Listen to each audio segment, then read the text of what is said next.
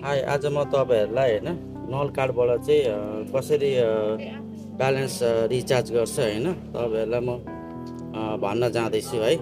तपाईहरुले यो नल कार्ड चाहिँ बस मेट्रो दुईटामा युज गर्न सक्नुहुनेछ है त।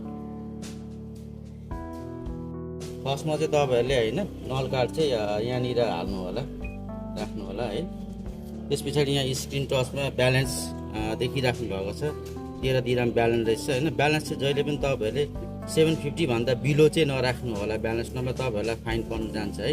अनि सबभन्दा पहिला कार्ड टप अप गर्नु होला यहाँनिर, कार्ड टप अप। अनि कति दिरहम हाल्ने तपाईहरुले यहाँ चुज गर्न सक्नुहुनेछ, अप टु 1000 सम्म हाल्नु सक्नुहुनेछ है त। सो म चाहिँ अब 10 दिरहम हाल्नु जाँदैछु। सो 10 दिरहममा टच गरे है।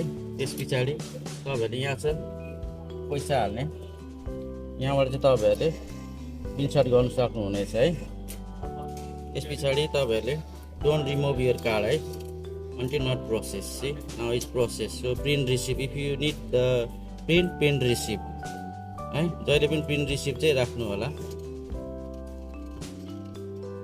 यहाँ प्रिन्ट रिसिप्ट आउँछ, यहाँ देखिराख्नु भएको छ है प्रिन्ट रिसिप्ट। सो ब्यालेन्स चाहिँ 23 दिरहम भएको छ। सो तपाईहरुले यहाँबाट निकाल्न सक्नुहुनेछ।